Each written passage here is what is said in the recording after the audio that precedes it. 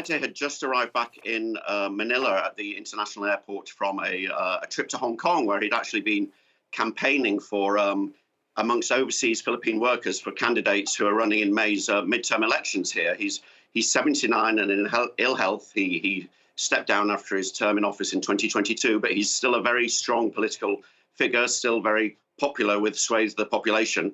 So he'd returned from this campaign trip to Manila Airport. The rumours had been swirling that the ICC had issued an arrest warrant. He had said during his campaign rally in Hong Kong that he was ready for this and largely bring it on. He was in typically defiant mood.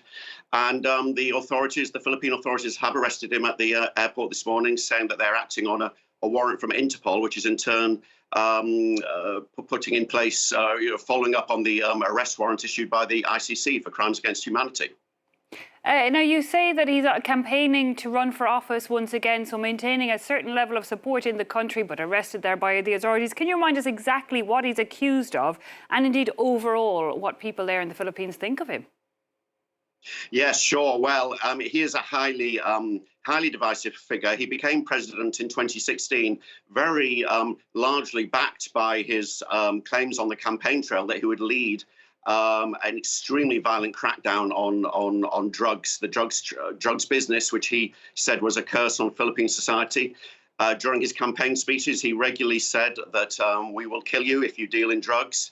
Soon after he became office, almost on the night he became president, a very, very bloody drugs war was launched by police and vigilantes. They followed through on his threats. There has always been questions of where the direct orders came from. But for many Filipinos, this was actually incredibly popular. They did feel that the society was blighted by particularly methamphetamine trade, and they supported his crackdown. The number of casualties is also unclear. The police have said maybe 6,000 people died in exchanges.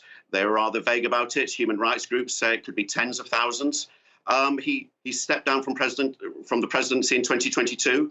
His daughter is currently the vice president, but she is estranged from the president, President Marcos. They have fallen out. She is a potential candidate for 2028, for the next round of presidential elections. It's extremely complex, and the Marcos and Duterte families are at war with each other in terms of domestic politics. And this is now playing out in terms of the Marcos administration cooperating with the ICC arrest warrant.